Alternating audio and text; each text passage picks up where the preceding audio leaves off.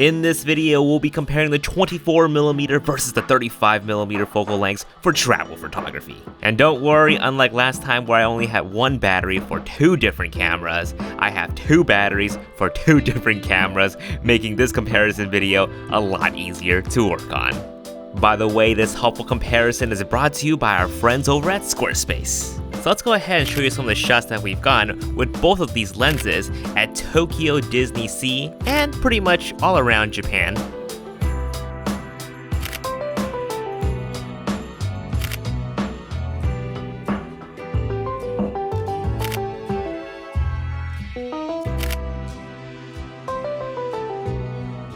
Alright, so we just did our second Disney Sea ride and we already have our casualty. I lost my A7 III eyepiece somewhere in the ride, so something just has to go wrong, you know?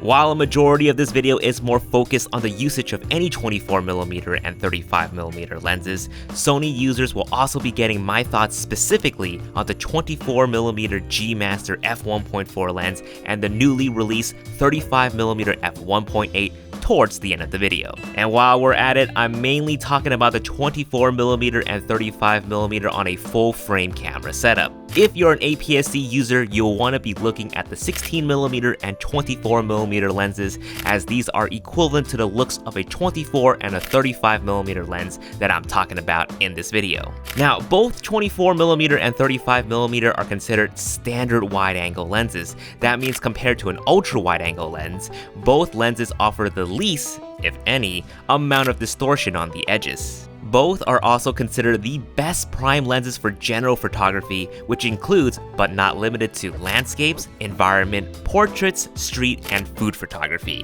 which is what makes them so desirable for travel photography, as it encompasses all of the above mentioned applications. The question is, which one would suit you the best?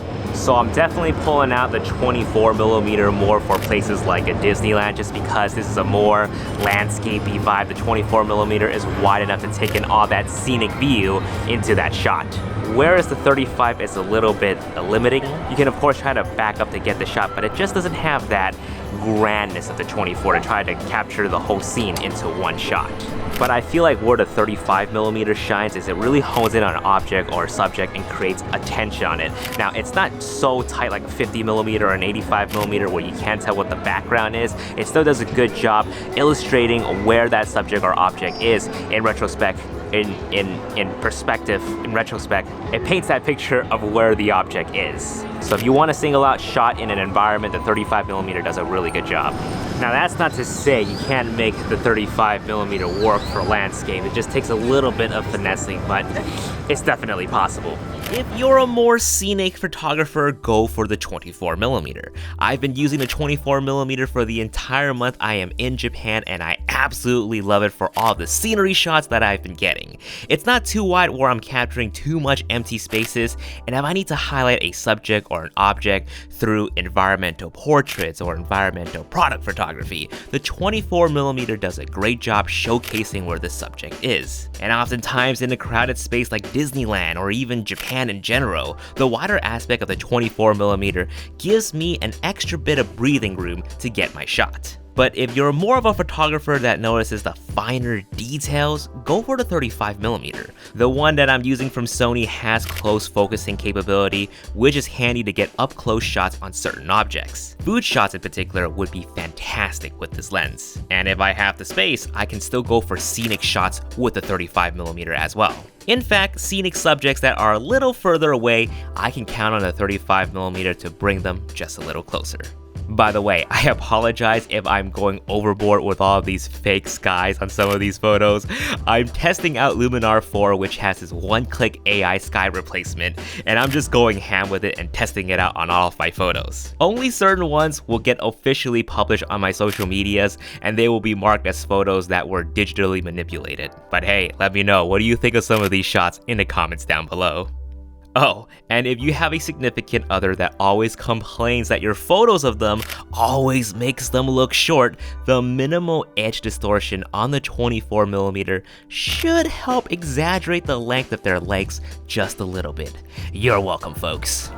So when it comes to photographing these amazing Disney shows, these lenses just don't cut it. You're gonna need a telephoto lens to get a good shot of Mickey, Donald, Minnie dancing. These lenses, they're just too dang far away. Unless the action is happening up close, you're not gonna get that much of a great shot.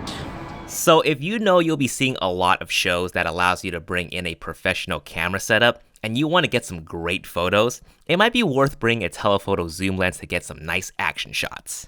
Otherwise, sit back, put down the camera, and just enjoy the show.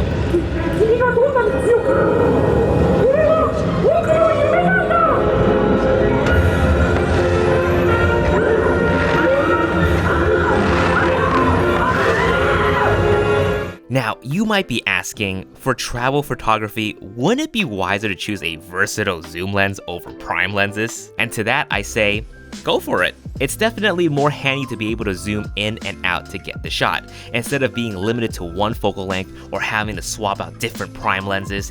Choose the lenses and the camera setups that works for you. So then, why are some people, such as myself, choosing prime lenses over zoom lenses for travel photography? Alright, so let's go ahead and do some low light with these two lenses. We're currently up here in this observation deck called the Shibuya Scramble, which is like the newest observation deck out here in Japan. So the tricky thing with photographing up in observation decks in Japan is that you can't really use a tripod, so we can't really do long exposure shots. But good thing we do have 1.4, 1.8 lenses, so it does help out a lot. In fact, I don't really think we have to dip all the way down to 1.8, 1.4 just to get these shots. I think 2.8 is good enough.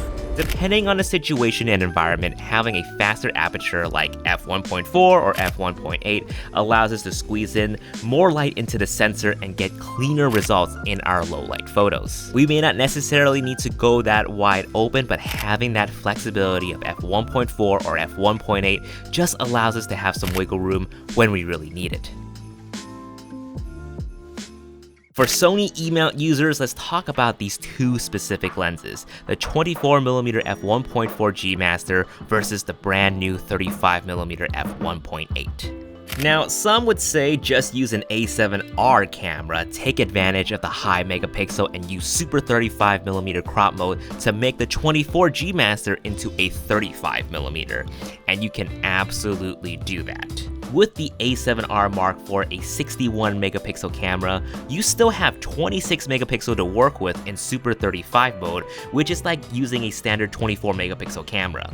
Even an A7R Mark II or A7R Mark III, both 42 megapixel full frame cameras, you have 18 megapixels to work with in Super 35 mode, which is honestly plenty enough. But for those who are using regular A7 and A9 setups, it's a little bit harder to go with the cropping route due to you only having 24 megapixel in full frame mode, but 10 megapixels in crop mode.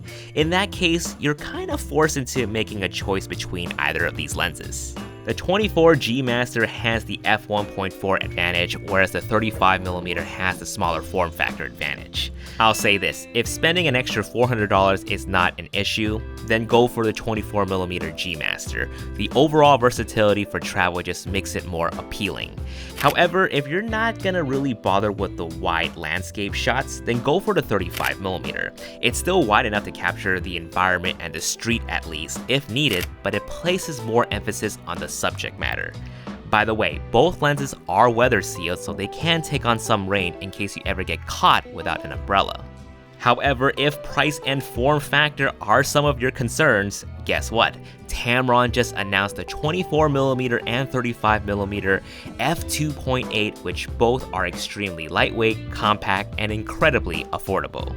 Though I personally haven't tested them out yet, based on their track record of their wildly popular zoom lenses, I'm willing to say that these prime lenses are going to be fantastic optically. Let me know in the comments down below, which would you pick, the 24 or the 35? And if you enjoy the photos in this video, make sure you follow me on Instagram at JasonVMedia for more of my photography adventure out here in Japan. Thanks for watching, guys, but before you go, I'm sure you heard by now, Squarespace is an all-in-one platform to create beautiful and clean websites. Recently, Vivian and I launched our free filmmaking course and we created a landing page to house all 5 tutorials. Creating this page took us no more than 30 minutes to put together thanks to Squarespace's user-friendly interface. Whether you need a website to build a portfolio or an e-commerce store, build it with Squarespace. Start your free trial today, and when you're ready to launch, go to squarespace.com/JasonVong to save 10% off your website or domain. See you guys in the next video. Peace.